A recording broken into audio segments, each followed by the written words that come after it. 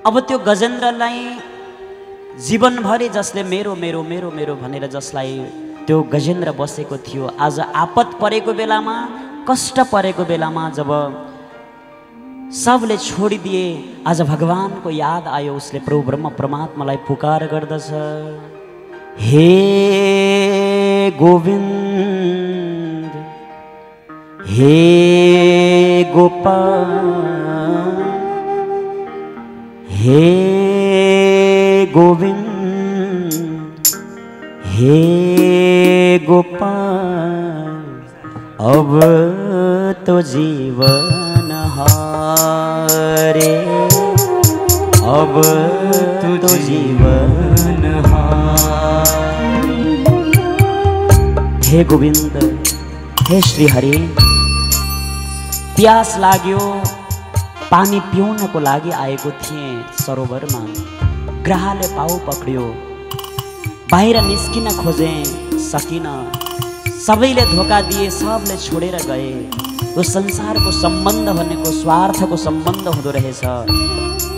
सुखमा सबैले साथ दिँदा रहेछन्, दुःखमा सबैले आफूलाई टाढा टाढा हुँदा रहेछन्।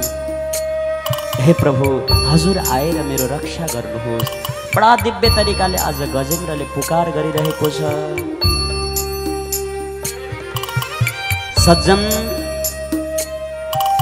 त्यो गजेन्द्र भनेको अरू कोही पनि होइन, ध्यान दिनुहोला।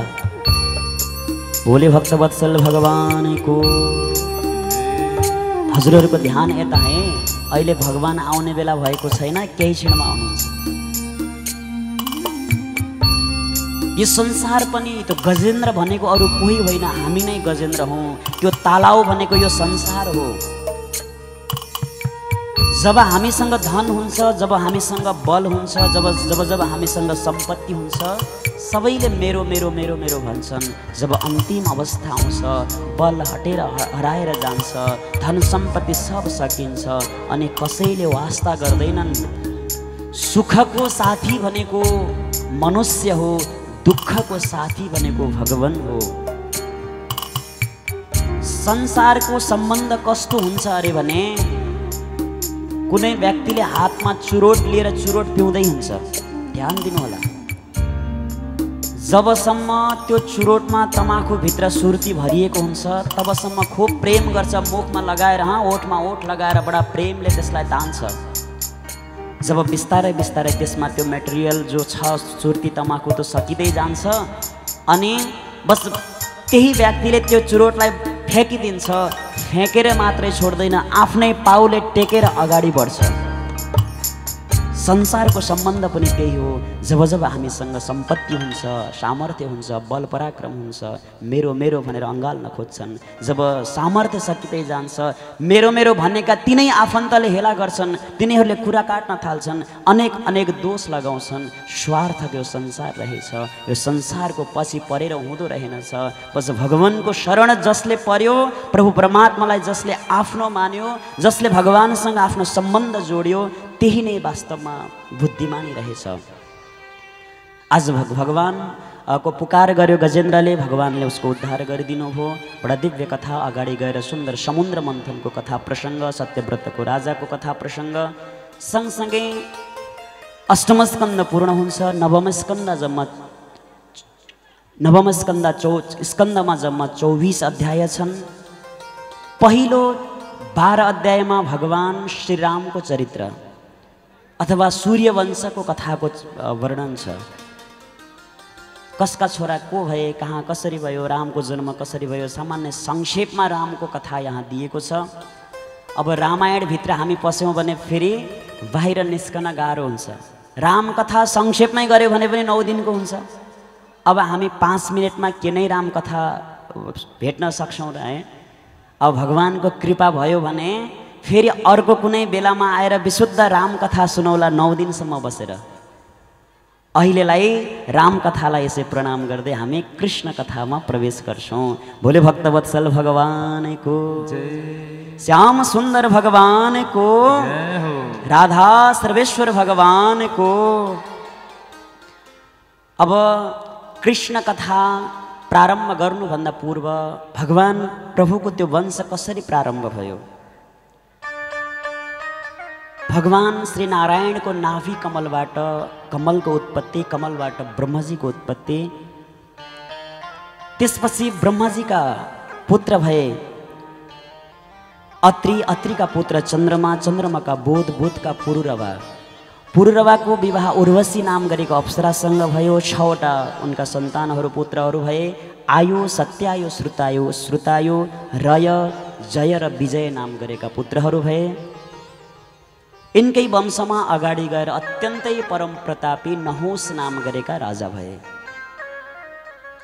त्यसपछि नहुसका पनि 6वटा पुत्रहरू भए। यति, ययाति, समयाति, आयाति, बियाति र कृति नाम गरेका 6 पुत्रहरू भए।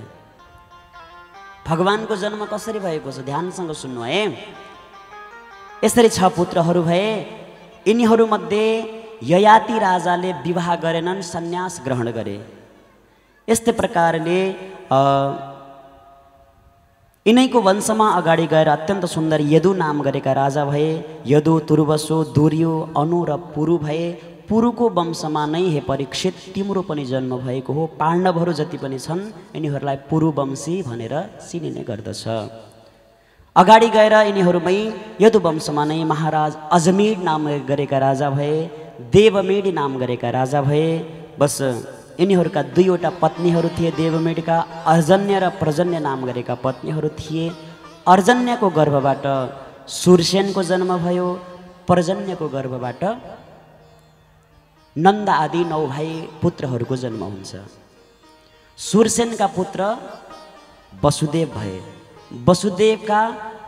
वसुदेवकै घरमा अष्टम पुत्रको रूपमा भगवान श्रीकृष्णले जन्म लिएर आउनुभयो। भोले भक्तवत्सल भगवानको जय। त्यसपछि सुखदेवजीले भन्दै हुनुहुन्छ, हे परीक्षित भगवानको जन्म मथुरामा भयो। जन्मिने बित्तिकै वसुदेवले गोकुलमा लिएर गए। भगवानले गोकुलमा 3 वर्षसम्म लीला गर्नुभयो। त्यसपछि वृन्दावनमा गएर 9 वर्षसम्म भगवानले लीला गर्नुभयो। 11 वर्षसम्म मथुरामा लीला गर्नुभयो। बस त्यसपछि द्वारकामा गएर 125 वर्ष लीला गरेर भगवान स्वधाम जानुभयो। परीक्षित यही हो कृष्ण कथा। भोले भक्तवत्सल भगवानको। आज परीक्षितले भन्छन्, गुरुदेव 4 दिनसम्म मैले जुन कथाको प्रतीक्षा गरेर बसेको थिएँ, बस 2 मिनटमा हजुरले टुङ्ग्याइदिनु भयो। जुन भगवानको कृपाले आज म यहाँ परीक्षित बनेर बस्न पाएको छु। होइन भने त मलाई त्यो अश्वत्थामाको त्यो ब्रह्मास्त्रले माताको गर्भमा नै नष्ट गरिदिन्थ्यो। उनै भगवान श्री कृष्णले रक्षा गरेर आज म यहाँसम्म छु। कृष्ण भगवानको गुणानुवाद सुन्न पाएको छु। कृष्ण कथा यसरी संक्षेपमा होइन गुरुदेव, म विस्तारमा सुन्न चाहन्छु। भगवानले कसरी जन्म लिनुभयो, प्रभुले पुतनाको वध कसरी गर्नुभयो, माखन चोरी लीला किन गर्नुभयो, गोवर्धन लीला भगवानले किन गर्नुभयो, रासलीला भगवानले किन गर्नुभयो, कंसको वध कसरी गर्नुभयो, ब्रजमा कस्ता कस्ता लीला गर्नुभयो, म सब विस्तारले यो कथा श्रवण गर्न चाहन्छु भनेर बडा दिव्य तरिकाले श्री सुखदेवजी महाराजका प्रति परीक्षितले बडा दिव्य स्तुति गर्नुहुन्छ। बोले भक्तवत्सल भगवानको अथातो वंश विस्तारो भवता सोम सूर्ययोः राज्ञं चोभयवंश्यानां चरितं परमद्भुतम्। हे गुरुदेव, त्यो कृष्ण कथा म विस्तारले मलाई श्रवण गराउनुहोस्। अब श्री परीक्षितजी महाराजका प्रति सुखदेवजीले भन्नुहुन्छ, हे परीक्षित, भगवान श्री कृष्णको जन्म कहाँ हुन्छ त भन्दा जहाँ जहाँ भक्तहरूलाई कष्ट हुन्छ, दुःख हुन्छ, आपत्ति पर्छ, भक्तहरूको रक्षा गर्नुपर्दछ र आफ्ना लीलाहरूद्वारा भगवानलाई भक्तहरूलाई अनन्त दिव्य आनन्द दिनुपर्ने हुन्छ, त्यहाँ भगवानले अनेक रूपमा जन्म लिएर आउनुहुन्छ। त्यसरी नै ब्रजभूमिमा कृष्णको रूप धारण गरेर आउनुभएको छ। समय त्यो कुरा त्यो समयको हो। मथुरा मण्डलका राजा उग्रसेन थिए। उनको पुत्र थियो कंस नाम गरेको पुत्र थियो। कंसको चाचाकी छोरी देवकी थिइन्। बस कंसले देवकीलाई आफ्नै बहिनी जस्तो मान्थ्यो। कंसले आफ्नै चाचाकी छोरी देवकीलाई आफ्नो बहिनीकै रूपमा अत्यन्तै प्रेम गर्ने गर्दथ्यो, अत्यन्तै माया गर्थ्यो। उसले निर्णय गर्यो कि मैले मेरो बहिनीको विवाह वसुदेवसँग गरिदिन्छु भनेर। सब तयारी भयो। आज कंसले आफ्नो तयारी गरेर सुन्दर तरिकाले विवाहको लागि सब सारा निमन्त्रणा गरेर पूर्ण रूपले तयारी गरिरहेको छ। कंसले अत्यन्त कष्ट दिइरहने गर्दथ्यो भगवानका भक्तहरूलाई। जहाँ यज्ञ हुने गर्दथे, जहाँ पूजा पाठ आदि हुने गर्दथ्यो, सबैलाई अत्यन्त तडपाउने गर्दथ्यो। बस पृथ्वी माता आज गौको रूप धारण गरेर ब्रह्मजीको शरणमा जान्छन्। भगवान ब्रह्माजीलाई भगवानले एउटा आकाशवाणी गर्नुहुन्छ, हे देवता हो, तिमीहरूले डराउनु पर्दैन, चिन्ता मान्नु पर्दैन, म अब छिट्टै नै कृष्ण अवतार लिएर ब्रजमण्डलमा आउँछु। तिमीहरू पनि आफ्नो आफ्नो कला अवतारले ब्रजमण्डलमा गएर जन्म लिएर मेरो लीलालाई तिमीहरूले साथ दिनुपर्छ भनेर पहिले नै भगवानले सन्देश दिइसक्नु भएको थियो।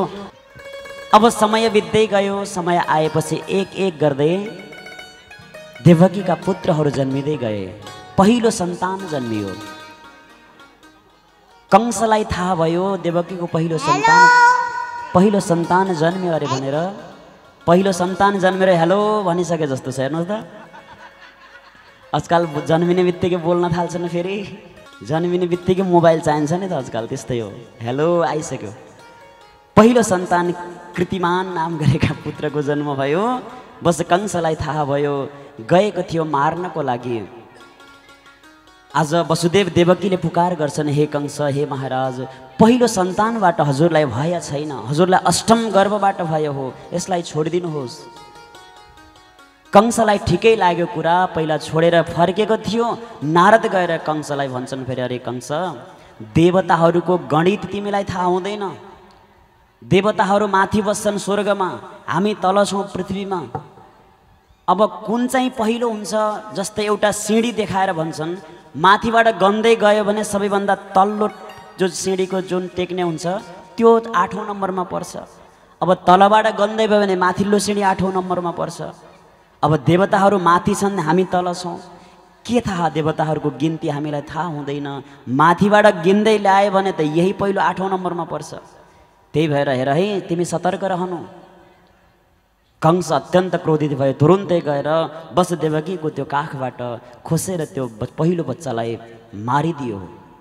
यस्तै गर्दै गर्दै गर्दै गर्दै 6वटा बालक आज कंसले मार्यो। 7औं बालक हुने बेलामा भगवानले लीला गर्नुहोस्, साक्षात शेष साईधारी भगवान बलरामको अवतार धारण गरेर आउनुभएको थियो।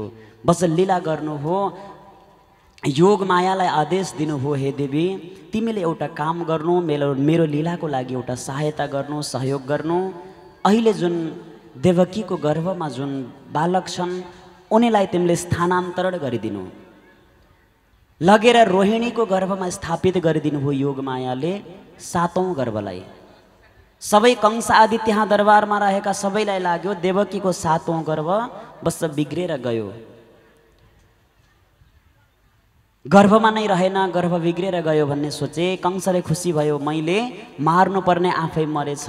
जो मैले झाडु लगाउनु पर्ने जुन फोहोर थियो हावाले उडाइदियो, राम्रै भयो।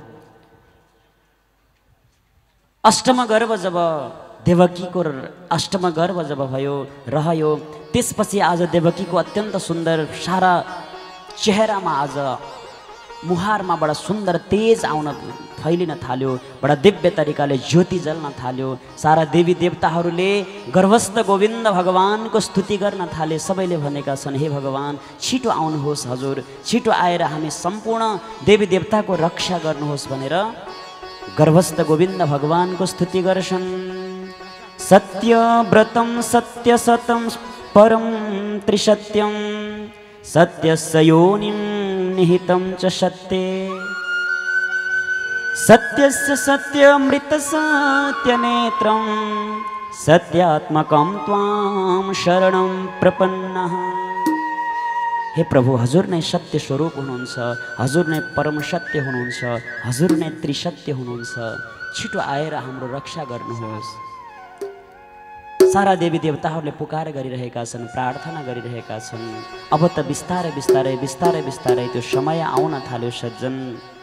भाद्र मास कृष्ण पक्ष अष्टमीको तिथि, रात्रिको ठिक 12 बजे अन्धकारको समय थियो।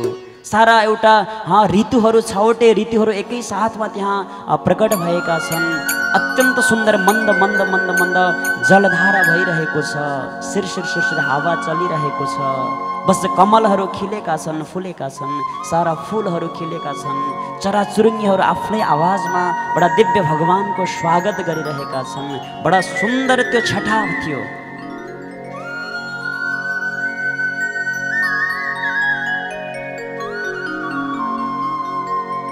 अब त रोहिणी नक्षत्र, अभिजित मुहूर्त, बडा सुन्दर तरिकाले त्यो रात्रिको ठीक 12 बजे भगवान त्यो मथुराको कारागारमा दिव्य रूपले प्रकट हुने भयो। बोले बाल कृष्ण भगवान को, श्याम सुंदर भगवान को, बाल कृष्ण भगवान को। भगवान प्रकट त हुनुभयो, तर कसरी प्रकट हुनुभयो भन्दा सशङ्ख चक्रम सकृट कुण्डलम सपीत वस्त्रम सरशिर हेक्षणम। हातमा शङ्ख चक्र गदा पद्म धारण गरेर बस भगवान विष्णुको त्यो अवतारको रूपमा आउनुभएको रहेछ। तमद्भुतम बालकमम हेक्षणम चतुर्भुजम शङ्ख गदार युधायुधम। हातमा शङ्ख चक्र गदा पद्म धारण गरेर वसुदेव देवकीले भन्नुहुन्छ, अरे भगवान, हजुरलाई त हामी पुत्रको रूपमा देख्न चाहन्थ्यौँ, हजुर त पिता बनेर आउनुभएको छ। सानो बन्नुहोस्, बालक बन्नुहोस्। भगवानले भन्नुहुन्छ, माताजी पिताजी, हजुरहरूलाई कंसको भय छ, हजुरहरूलाई निर्भय बनाउनको लागि मैले यो रूप धारण गरेको हुँ। अब म बालक बन्छु, मलाई तुरुन्तै यहाँबाट गोकुलमा पुर्याउनुहोस्। वहाँ यशोदाको एउटा कन्या जन्मेकी छन्, ती कन्यालाई यहाँ लिएर आउनुहोस्। भगवानको आज्ञा अनुसारले त्यही रात्रिमै सारा कंसले गेटहरू बन्द गरेर ताला लगाएर राखेको थियो। त्यति बेला सब गेट पालेहरू सब निदाएका थिए। वसुदेवजी महाराजले तुरन्त भगवानलाई लगेर गोकुलमा छोड्नुभयो। बस यशोदाको पासमा वहाँबाट योग मायालाई लिएर आउनुभयो। बोले भक्तवत्सल भगवानको। जब योग मायालाई ल्याएर यहाँ राखिसकेपछि बल्ल त्यो बालक रोएको आवाज आयो। सबैलाई थाहा भयो, अरे अरे अरे अरे अष्टम गर्भको जन्म भयो, अष्टम भयो भयो अष्टम भयो। सबैजनालाई थाहा भयो। अब त्यो पालेहरू उठे। कंसलाई थाहा भयो मैले मार्छु भनेर हातमा खड्ग लिएर आएको थियो। मार्न लागेको बेलामा ती कन्या आकाश गमन गरिन्, हातबाट फुत्केर उडेर गइन् माथि। माथि गएर भन्छन्, अरे दुष्ट कंस, तैँले मलाई के मार्छस्? तँलाई मार्नेवाला कुनै ब्रजको कुनै मण्डलमा कुनै गाउँमा जन्म लिइसकेको छ। कंस अत्यन्त भयभीत भयो। तुरुन्तै गएर इमर्जेन्सी मिटिङ गर्दैछ। अरे को जन्म्यो, कहाँ जन्म्यो? मेरो काल जन्म लिइसकेको छ अरे, यसलाई कसरी कहाँ गएर कसरी पक्रेर कसरी मार्ने? कंस गएको छ आफ्नो इमर्जेन्सी मिटिङको लागि, त्यसलाई छोडिदिउँ त्यतै। अब यता गोकुलमा के भयो त भन्दाखेरि जब भगवानको जन्म भयो भन्ने थाहा भएपछि सारा ग्वालवालहरू आए। बडा दिव्य तरिकाले भगवानको स्वागत गर्न थाले, नन्दोत्सव मनाउन थालियो। स्वागतम कृष्ण सुस्वागतम कृष्ण, स्वागतम कृष्ण शरणागतम कृष्ण। शरणागतं कृष्ण, स्वागतं कृष्ण सुस्वागतं कृष्ण। स्वागतं सुस्वागतं शरणागतं कृष्ण, स्वागतं सुस्वागतं शरणागतं कृष्ण। स्वागतं कृष्ण शरणागतं कृष्ण, स्वागतं कृष्ण सुस्वागतं कृष्ण। जय हो। सारा देवी देवताहरूले आज भगवानको स्वागत गरिरहेका छन्। प्रजाका सारा भक्तहरूले भगवानको स्वागत गरिरहेका छन्। नन्दको भवनमा आज दिव्य नन्दोत्सवको तयारी भइरहेको छ। जय हो।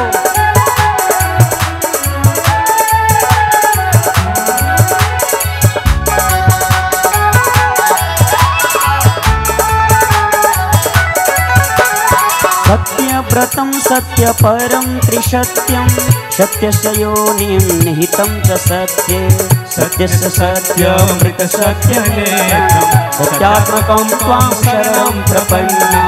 स्वागतं कृष्ण सुस्वागतं कृष्ण स्वागतं कृष्ण सुस्वागतं कृष्ण। जय हो।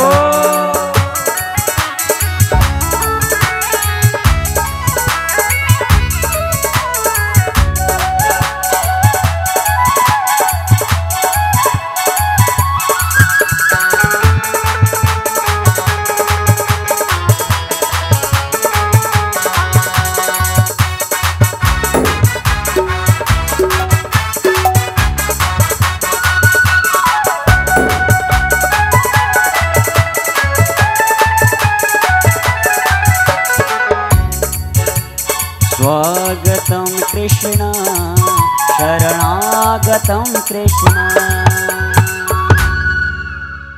यसरी सारा देवी देवताहरूले पनि भगवानको स्वागत गर्छन्। ब्रजका सारा ग्वालबालहरू ब्रजका सारा भक्तहरूले भगवानको स्वागत गरिरहेका छन्। यशोदा माता पनि निदाइरहनु भएको रहेछ।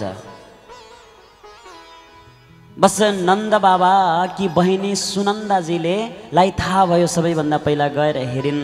के भयो होला गएर हेर्दाखेरि त बडा सुन्दर नीलमणिको समान बालक फुत्तुम फुत्तुम फुत्तुम फुत्तुम खेलिरहेको जब देखिन् अत्यन्त त्यहाँबाट दौडिँदै गइन्।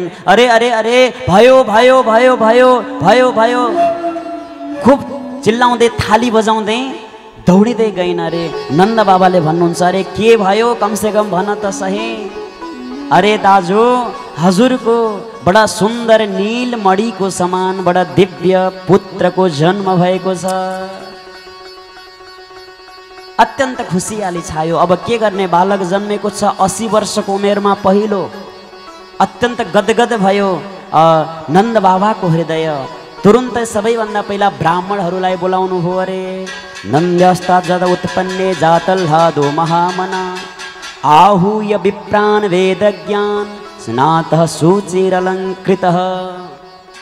सारा ब्राह्मणहरू आए स्वस्ति वाचन आदि मन्त्रहरू उच्चारण गर्न थाले। गोविन्द गोकुल आयो आयो गोविन्द गोकुल आयो गोविन्द गोकुल आयो गोविन्द गोकुल आयो गोविन्द गोकुल आयो गोविन्द गोकुल आयो।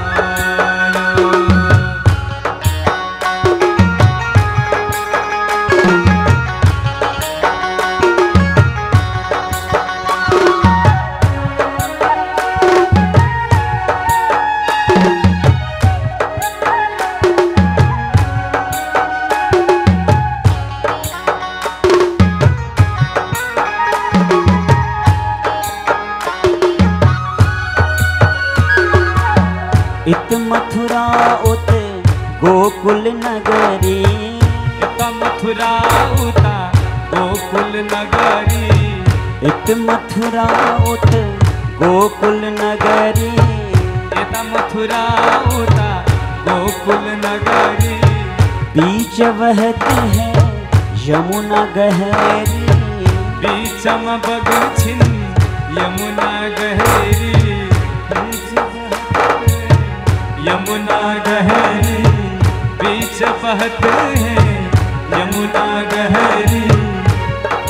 में सुख मथुरा में दुख गोकुल में सुख मथुरा में दुख कंस को मुख को मोलायो जी आयो गोविंद गोकुल आयो गोविंद गोकुल आयो गोविंद गोकुल आयो गोविंद गोकुल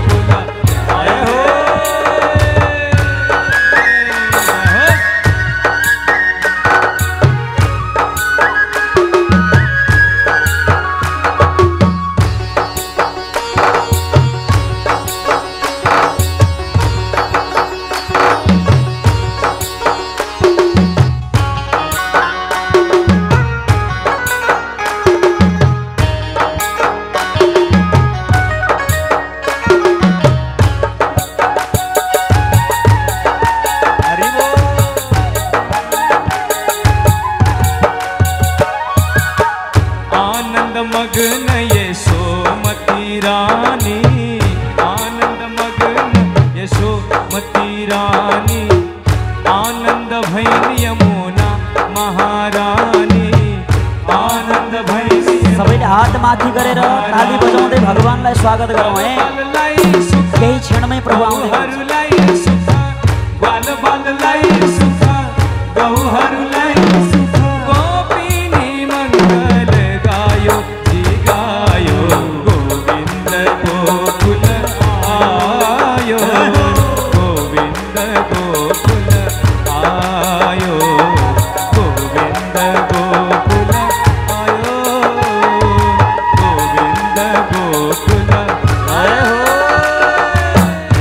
बालकृष्ण भगवान को जय हो।